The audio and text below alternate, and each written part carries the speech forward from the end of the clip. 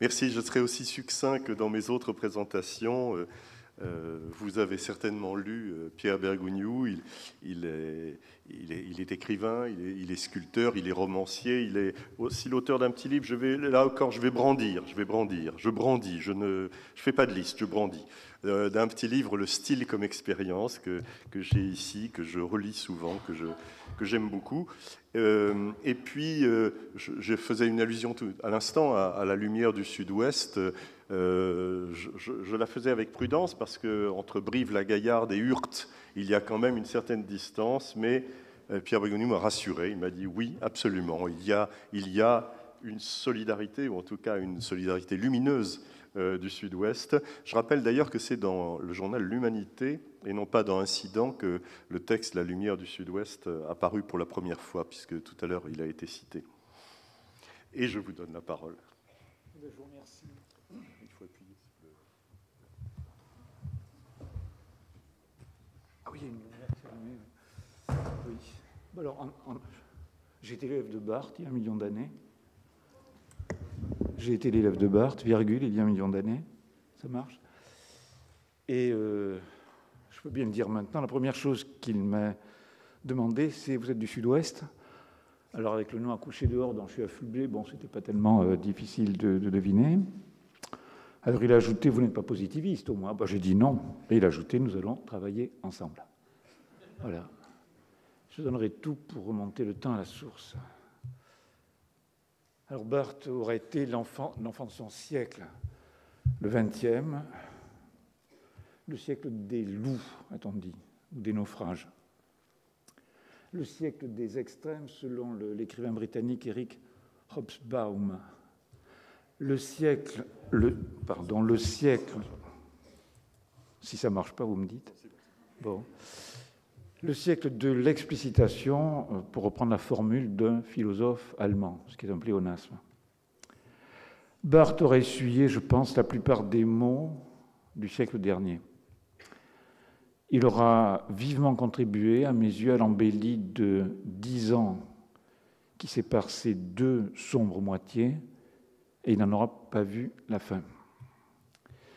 Comme 1 250 000 de ses petits contemporains, il est orphelin de père avant même d'avoir atteint sa première année. À 18 ans, il contracte la tuberculose, qui a été, avant le sida, l'épidémie du XXe siècle. À ces mots qu'on peut qualifier de génériques ou de nationaux s'ajoutent deux particularités.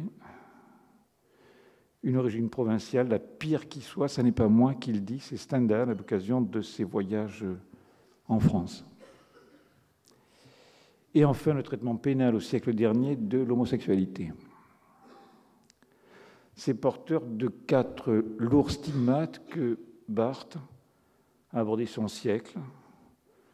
Celui que le même Eric Hobsbawm fait commencer en 1914, le 3 août, et s'achever en 1989, en novembre, lorsque tombe le mur de Berlin et que le socialisme réel, qui était l'espérance du XXe siècle, s'autodétruit. Enfin, c'est un accident de la circulation, autre fléau moderne, qui emporte Barthes prématurément, brutalement, à 64 ans. Il n'aura pas eu son jour. Il n'y a rien, enfin à mes yeux du moins, de paradoxal à supposer que ce sont les propriétés négatives dont il était affecté qui ont prescrit à Barthes une trajectoire atypique, des vues profondément neuves et une œuvre qui compte, puisque nous sommes là pour l'évoquer. Alors, pour reprendre une formule de Pierre le Pape, la France est le pays de la littérature. L'expression réfléchie de l'expérience appuyée sur la lettre, à quoi on peut considérer qu'elle s'apparente. Avoir avec 2 fins. L'un objectif, c'est l'éveil extrêmement précoce d'un État fortement centralisé. Un autre mot d'un philosophe allemand, c'est toujours un pléonasme, la France est ce pays où le moindre rat est policièrement administré.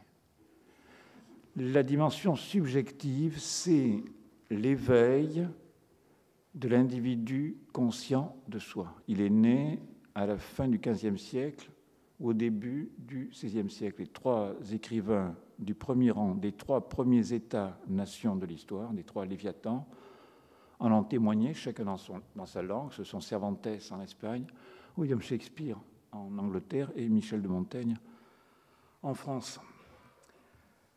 L'État, c'est cet organe qui a le monopole de la violence physique légitime sur un ensemble territorial intégré. Nous sommes des agents plus ou moins conscients de nous-mêmes, plus ou moins rationnels, mais tous frottés de littérature parce que nous sommes, depuis un demi-millénaire, des sujets d'État.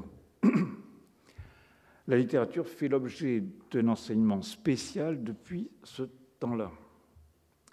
Dans les collèges de jésuites, d'oratoria, dans ce qu'on appelait les petites écoles jansénistes où l'on parlait français, où l'enseignement se faisait en français. Dans les lycées napoléoniens, puis républicains, et à l'université. Les enfants des fractions privilégiées de la société française se familiarisent avec cette version hautement élaborée de la vie qu'ont livrée d'abord les ressortissants de l'aristocratie foncière. J'ai cité Michel de Montaigne, j'aurais pu parler de Pierre, de Ronsard, de René Descartes, du Perron, jusqu'à François-René de Chateaubriand, qui va entonner le chant du cygne de la noblesse terrienne. Lorsque la classe d'origine urbaine, comme son nom l'indique, la bourgeoisie, s'empare du pouvoir, au lieu d'abandonner au vieil âge, aux temps féodaux, aux sociétés d'ordre, cette forme d'expression qui double, escorte, éclaire l'existence, elle la reprend à son propre compte. Mais alors, naturellement, la thématique change. La vie publique en France est imprégnée de culture littéraire. C'est le seul pays, je crois, où elle est constituée, presque sans discontinuer, la condition nécessaire mais non suffisante, d'une carrière politique de haut vol. Alors je ne remonte pas trop loin. De Gaulle parlait le langage suranné et pompeux qu'il jugeait congru à la grandeur du pays et peut-être à la sienne propre. Son dauphin pour l'édification de la jeunesse s'appelait Georges Pompidou. Il était agrégé des lettres et il a laissé une bonne anthologie de la poésie française. Le successeur de Pompidou, c'est M. Giscard d'Estaing, qui n'a pas hésité à briguer un siège sous la coupole de l'Académie. M. Mitterrand aimait à se faire photographier avec aux mains le dernier livre de Julien Gracq. Ça fait 20 ans, très précisément, que les présidents de la République française ont adopté un autre langage sur lequel je ne me prononcerai pas. Mais je laisse aux politologues le soin de nous dire de quelle profonde métamorphose de la conscience collective ce changement témoigne. Alors, par l'effet de la division du travail et de la séparation des tâches matérielles, pratiques, manuelles d'un côté, intellectuelles et symboliques de l'autre, le corps des professionnels qui étaient chargés de l'enseignement de la littérature a accompli longtemps le tour de force de la rendre insipide, terne, à peu près inintéressante. Ceux d'entre nous qui accusent un certain âge gardent, à quelques très rares exceptions près, un assez triste souvenir des cours qu'on leur a dispensés au collège, au lycée, à la faculté. Ils se ramenaient à quelques généralités sur l'époque, suivies du commentaire vétilleux, myope, fastidieux de morceaux choisis hétéroclites et muséifiés. Pour le dire d'un mot, je peux bien le dire, j'ai l'âge qu'avaient ces vieux messieurs que j'ai écoutés avec patience, je trouve. Pour le dire d'un mot, les textes qu'on nous présentait ne nous parlaient guère parce qu'on ne voyait pas que ceux qui étaient chargés de nous les expliquer en aient tiré quoi que ce soit qui ajoute à leur vie. Leurs propos, leurs actes ne tiraient nul rehauts, éclat, tranchant, liberté de la connaissance plus ou moins approfondie qu'ils en avaient. Et alors, à quoi bon pareille connaissance? Il y a autre chose. Je l'ai dit, pour commencer, notre histoire est celle d'un État-nation fortement centralisé avec une capitale rayonnante et un vaste arrière-pays provincial. Or, pour peu qu'on y réfléchisse un court instant, la littérature a toujours reflété des vues, les aspirations, les usages, les visages, les dilemmes, le langage, d'abord de l'aristocratie foncière parasitaire, et elle a toujours renvoyé aux régions riches, à ce qu'on appelle les bonnes terres de l'économie politique. Le reste du pays et ses habitants étaient dépourvus, sont restés pendant une éternité dépourvus d'écho dans l'espace sacralisé qui s'ouvre entre les plats de couverture des ouvrages imprimés. La première chose à faire aurait été de signaler le fait aux intéressés. Ceux qui cherchaient, sans jamais le trouver, en ce lieu, un écho de la vie qu'ils avaient. Les éclaircissements qu'un texte doit offrir aux vivants qui le lisent, et si tel n'est pas le cas, il ne mérite pas une heure de peine. Mais je n'ai pas souvenir qu'on n'ait rien dit aux réprouvés, aux absents des livres, aux gens sans reflet dont j'étais. Et si tel avait été le cas, je crois que je me le rappellerai. Alors il est certainement de la nature de tout enseignement de banaliser son contenu. Par suite de son isolement, de la séparation, de la neutralité affective qui lui sont inhérents, l'action pédagogique tente à éclipser le caractère vital, senti, troublant, des faits qu'elle tente à porter dans son ordre, qui est second, explicite, rationnel. J'ai trouvé sous la plume de Hume, qui était un philosophe, non pas anglais, mais écossais, ce qui est tout à fait différent, une formule aussi avaricieuse que judicieuse de la raison. Qu'est-ce que la raison? Et Hume répond simplement, c'est un jugement calme. Et tout enseignement se doit de porter dans cette sérénité qui est celle de la raison, les faits, si terribles soient-ils, que l'on peut envisager. Mais à cette loi transhistorique de toute pédagogie se sont ajoutés les faits tragiques qui ont marqué, y compris en France, surtout en France, le siècle dernier. La plupart de ceux qui étaient prédestinés, qui avaient vocation à prolonger la tradition savante, critique, lettrée, qui escorte, qui illumine notre histoire depuis 500 ans, ont été pour la plupart anéantis avant l'heure. C'est ce que déplore par exemple Marcel Mauss, lorsque, en 1933, il dresse un tableau de la sociologie en France depuis 1914. Il écrit « Peu de groupes de chercheurs furent plus atrocement éprouvés que le nôtre par la guerre.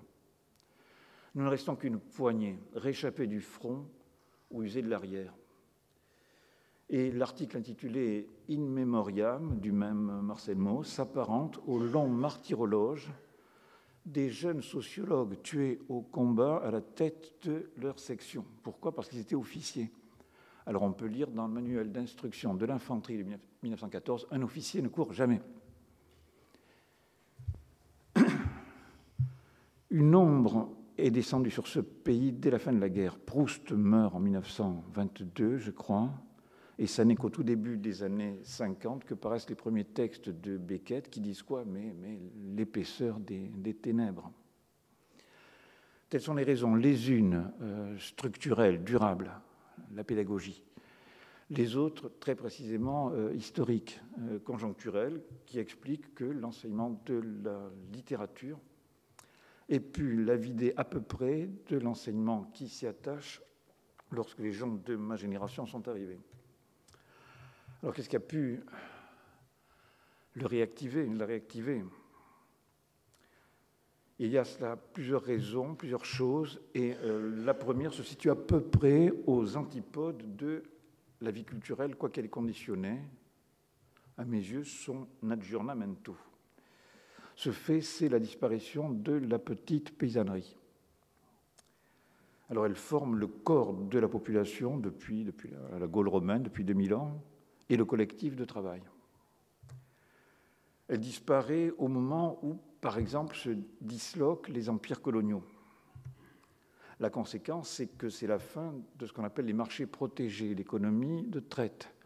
Les matières premières à bon marché, la main-d'œuvre indigène surexploitée.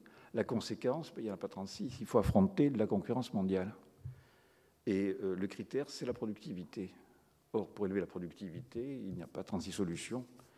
Il faut améliorer la qualification professionnelle des producteurs, donc ouvrir largement les portes de l'enseignement secondaire et à quelques degrés de l'enseignement supérieur. Alors, des chiffres. En 1914, 1% de la population accède au baccalauréat. Et il y a 10 000 étudiants. Quand j'entreprends des études supérieures, nous sommes déjà 600 000 dans l'enseignement supérieur. Aujourd'hui, 2 300 000 étudiants en France et 80% d'une classe d'âge accèdent au baccalauréat. Alors, les nouveaux arrivants, dont j'étais à un demi-siècle d'ici, ne pouvaient plus trop s'accommoder de routines qui n'avaient dû durer qu'à l'immobilité persistante des structures économiques, donc sociales, d'une France colonialiste, massivement rurale et lourdement patriarcale. Je pensais à eux en venant, au drame de ces enseignants de la vieille école qui nous ont fait face à la fin de leur carrière, qui ont été malheureux, à qui nous avons fait la vie difficile, que nous avons rendu malheureux. Ils étaient confrontés à un public neuf, surabondant, contestataire, comme on disait, qui entendait qu'on lui parle de ce qui se passait, des prodigieuses années 60. Il est difficile pour ceux qui n'ont pas connu ces heures d'imaginer quelle effervescence les a caractérisées. Ce sont les prémices de l'abondance, après les privations de l'après-guerre. Les livres de poche sont partout. Le volume simple coûte 2 francs, c'est-à-dire 1 heure de travail non qualifié. Le double, 3,40 francs. Le triple, 6,70, ça me reste. C'est au mois de juillet de la dernière de ces années qu'on a marché sur la Lune, pour reprendre le titre du journal Le Monde, le 21 juillet 69. Les vieux professeurs sont dépassés par le cours des choses. Et ceux qui peuvent peut-être répondre à l'appel de ces temps neufs seront des hommes nouveaux, autres, dotés de propriétés qui étaient jusqu'alors inopérantes ou négatives, mais que l'heure qui est à la négation, à la contestation, à l'ouverture, eh bien, rend soudain efficiente, actuelle, positive. Avant d'en venir à Barthes, le professeur à la Sorbonne, au début des années 60 encore, est plutôt d'origine parisienne et bourgeoise, ou alors c'est un fils d'un stit de province.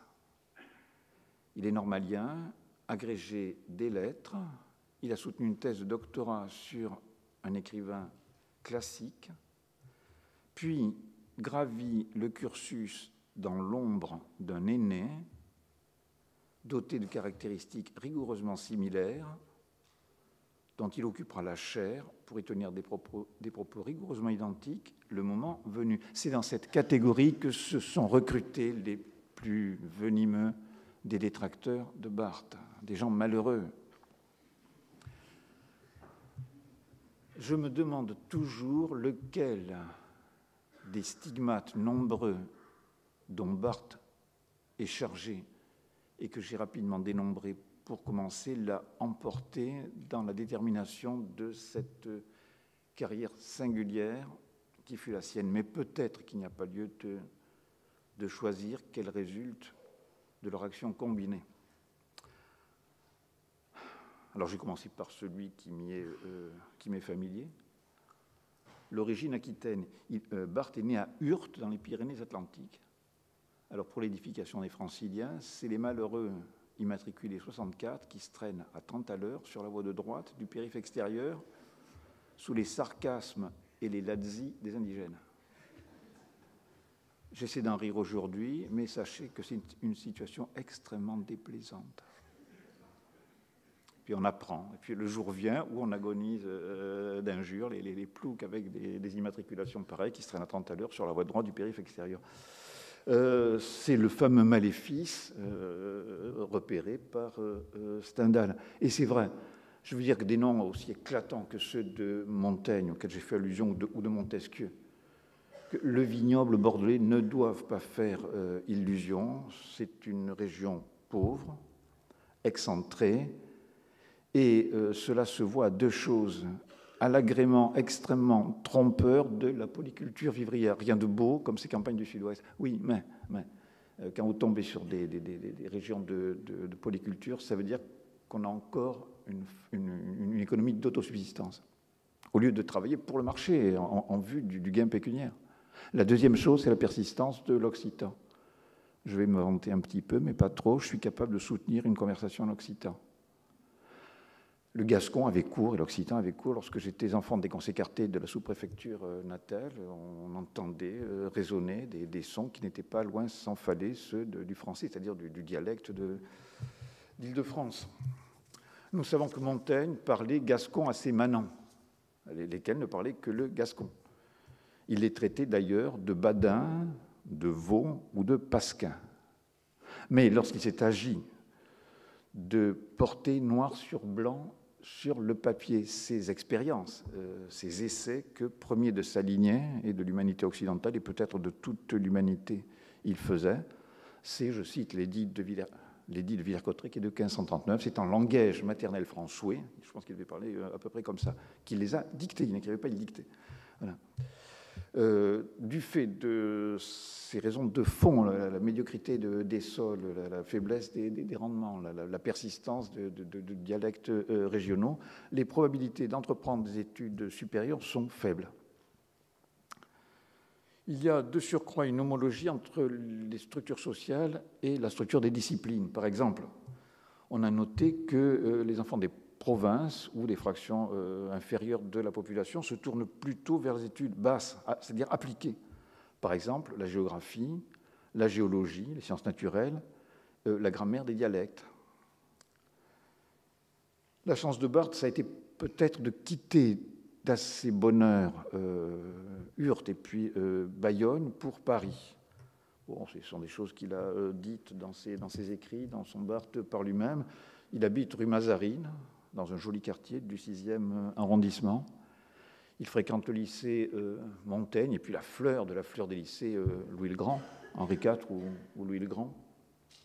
Puis la Sorbonne.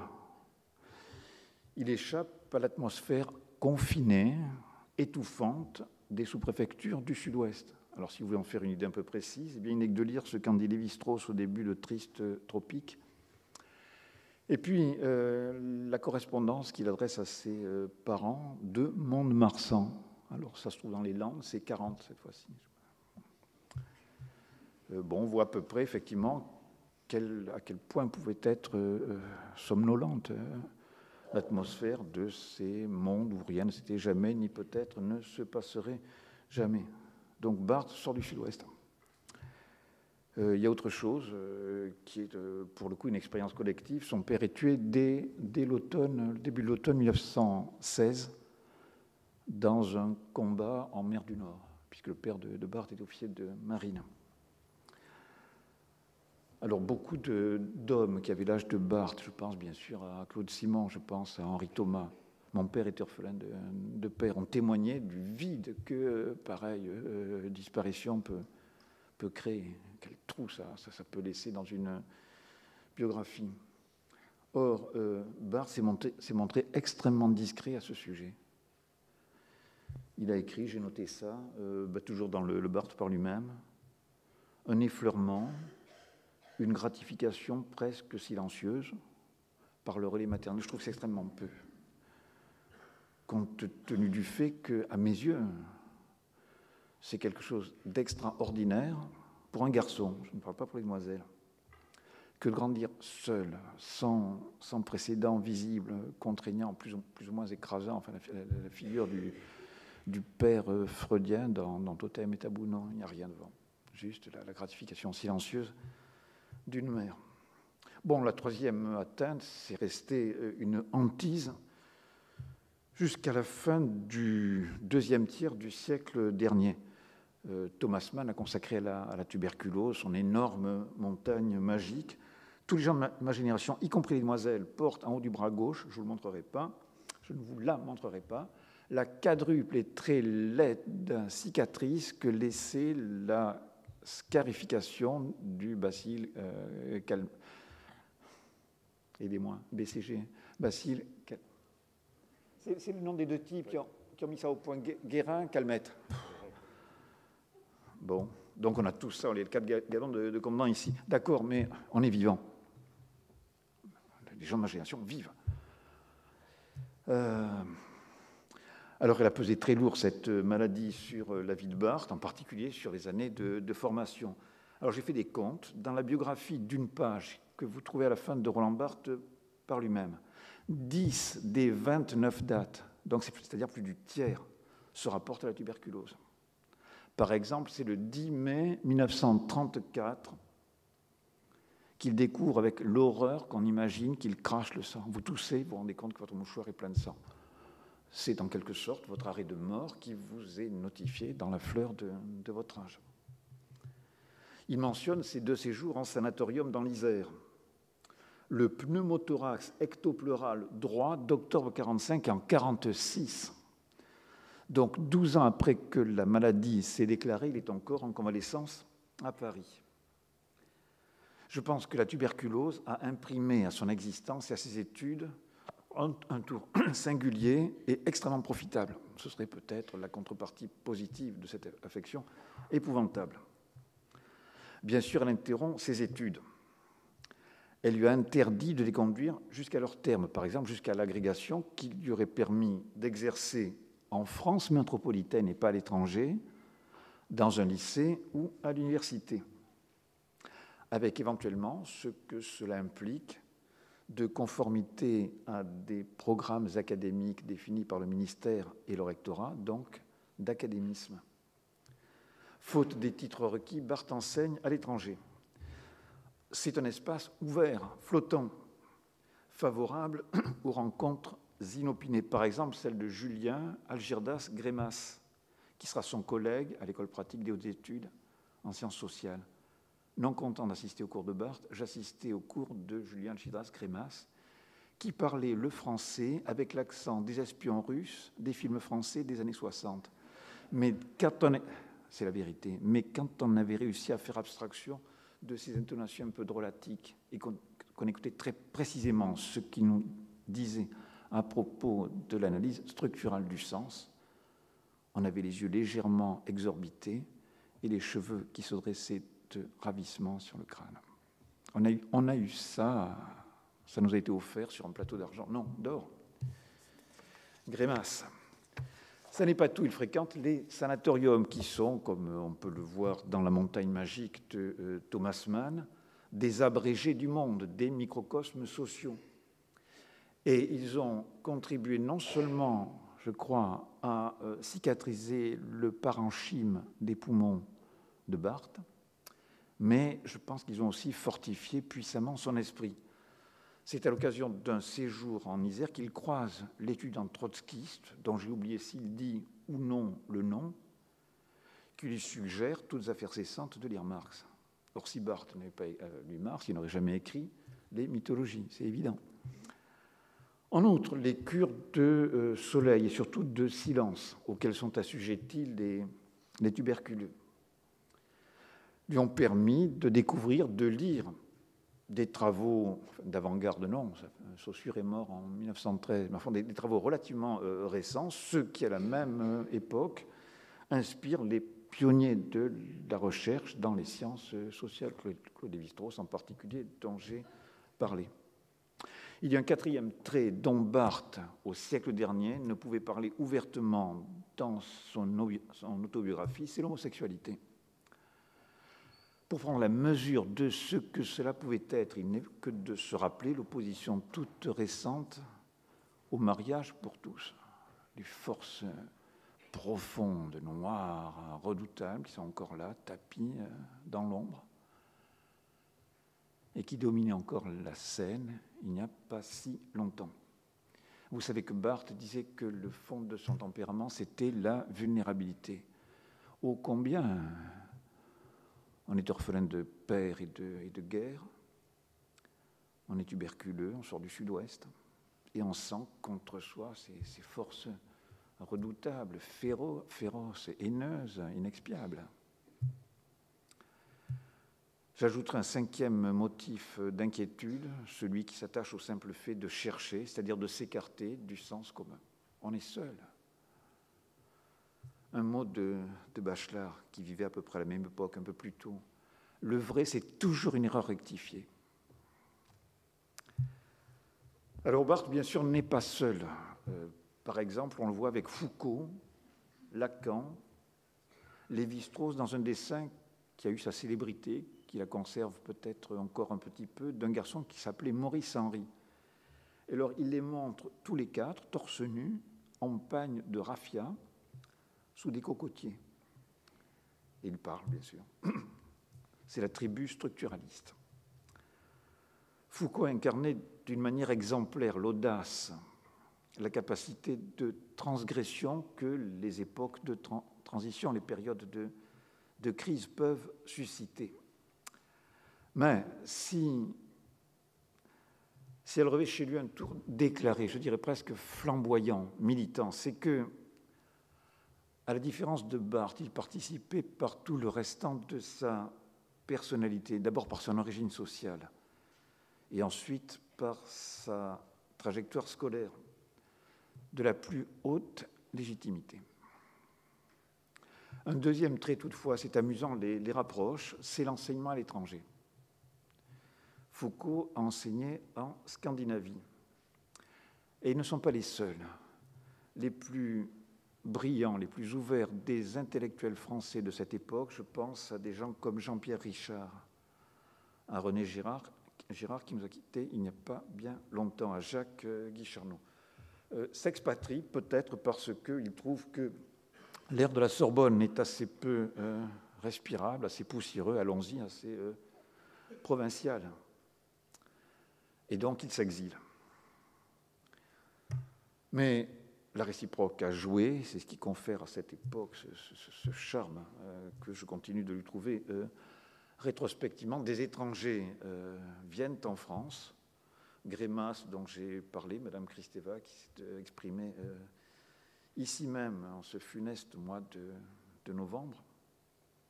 C'était vraiment une grande époque.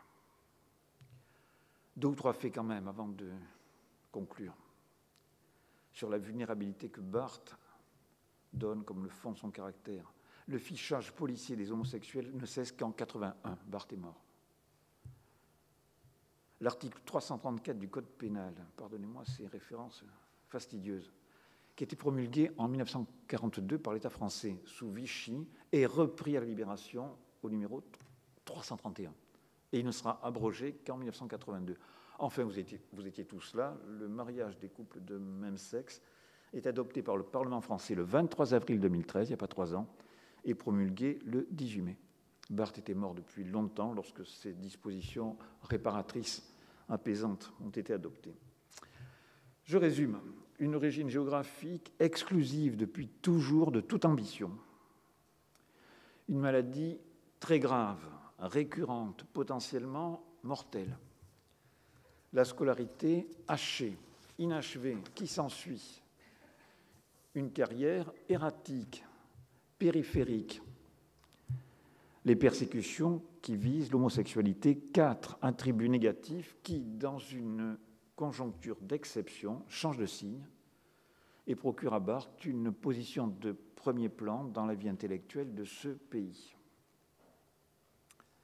Ce qu'il a appris à l'étranger et au sanatorium des linguistes du bloc soviétique et des trotskistes français explique le degré zéro d'écriture et les mythologies. L'inachèvement de sa formation lui donne une liberté d'esprit qui lui permet de s'affranchir, je vais parler anglais, pardonnez-moi, du Kant universitaire. Par exemple, un professeur idéal typique de 1950 ne saurait, sans déroger, non, sans déchoir, sinon s'intéresser au catch, à la DS-19, c'est une bagnole de l'époque, et lire Paris Match. Il peut toujours lire Paris Match. Il ne saurait en parler dans le langage d'institution qui est le sien et qui est assorti exclusivement aux classiques éternels de la littérature. Un lecteur aux universités de Bucarest et d'Alexandrie, si. Parce qu'il a eu vent, là-bas, des méthodes transfrontalières de la linguistique structurale. Elle renverse les barrières habituelles entre les genres, par exemple la photographie, la publicité, le roman policier, le théâtre de Racine. Ce sont tous des systèmes de signes justiciables formellement. D'une même approche, je pense que tous les gens de ma génération se rappellent la révélation que furent les articles publiés par Barthes dans les premiers numéros d'une revue qui s'appelait Communication, qui était la revue du SECMAS, Centre d'études des communications de masse. L'analyse structurelle du récit à laquelle il a été déjà fait allusion, l'effet de réel, qui résulte purement et simplement d'une rupture de la connexion symbolique. Les significations que nous consommions avec les pâtes Panzani.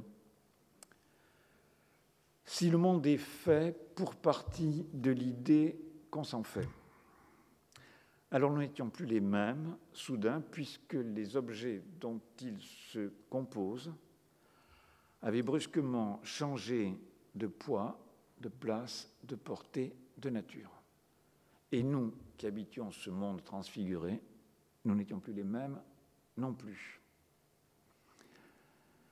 Pour paraphraser le vieux Goethe, je dirais que ce temps fut celui de l'ivresse sans vin de la jeunesse. Mais ce fut aussi une fête de l'esprit à laquelle Barthes a activement contribué. Alors évidemment, le temps a passé, hélas, et ces audaces n'allaient pas sans danger. Si, par exemple, l'univers du sens a ses lois propres, s'il est régi, ce que n'ont cessé de rappeler tous ceux qui ont illuminé ce temps-là, s'il est régi par une nécessité interne, que nous en coûte-t-il apparemment d'abdiquer toute liberté, de se regarder comme des effets de structure, l'agent, je cite Hugo maintenant, aveugle et sourd d'une causalité fermée à la conscience et parfaitement indépendante de la volonté. Le danger de l'hypostasie rôdait, je pense qu'aucun d'entre eux n'y a échappé, une formule de la même époque qui m'est restée, qui me reste toujours en travers de la gorge, la langue se parle toute seule. Bon. Dans la dernière partie de son œuvre, à partir des années 70, ça a également été dit, Barthes a repris ce qu'il avait gaiement passé par profits et pertes dans l'euphorie un peu scientiste de la période antérieure, à savoir les effets induits par un texte chez des lecteurs situés et datés qui, en retour, lui confèrent ou non une signification, assurent sa conservation ou, pour n'en être plus autrement affecté, ratifient sa disparition. Après l'objectivisme conquérant des débuts, on note une inflexion subjective, réfléchie, intime de la pensée de Barthes. Elle a été brisée par sa mort prématurée, mais il nous a laissé de quoi nous occuper, et c'est ce dont je continue à lui être reconnaissant par-delà la durée. Voilà, j'en finis. Je vous remercie.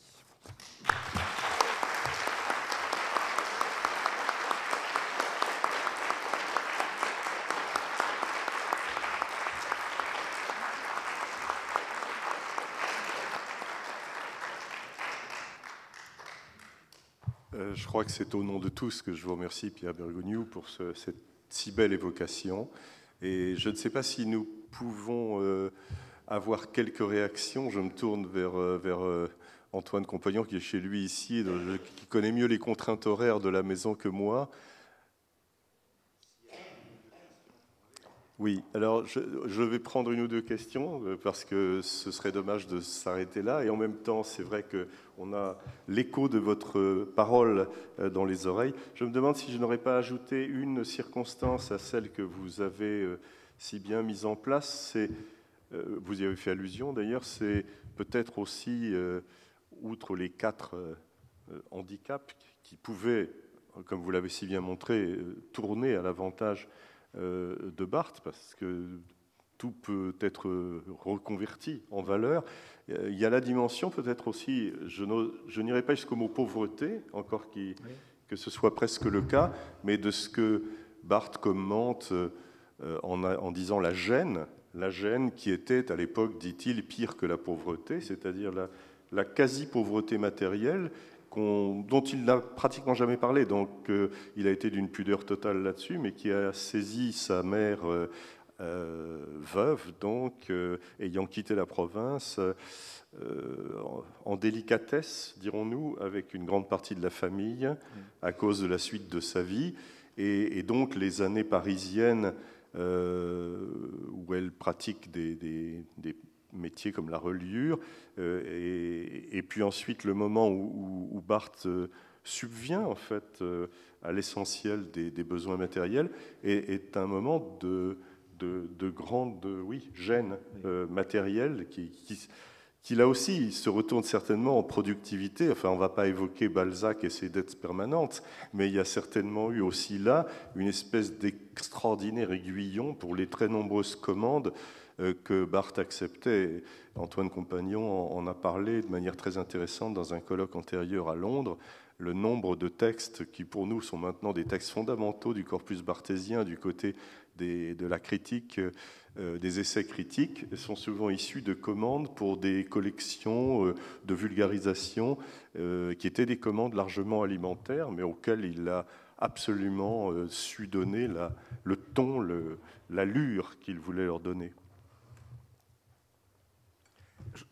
Je remis le sud-ouest, la misère relative de ces départements ruraux de la périphérie, où c'est toujours au prix de sacrifices et d'inquiétudes qu'on vit d'un jour sur l'autre, sans accéder à ce luxe extraordinaire que constitue, j'insiste là-dessus, la culture lettrée, qui est restée toujours aux mains de l'aristocratie foncière, avant de passer plutôt entre les mains des bourgeoisies citadines. C'est intéressant parce que vous donnez une autre dimension à ce thème si fréquent chez Roland Barthes de la crainte de l'imposture. C'est-à-dire que l'imposture voulant dire simplement est-ce que je suis bien légitime dans la situation que j'ai en tant que lettré, en tant que savant détenteur d'un savoir. Il y a là effectivement une dimension d'inquiétude permanente chez Barthes qu'il a exprimée tout au long de sa vie, jusqu'à la fin. Est-ce que quelqu'un souhaiterait prendre la parole ? Oui ?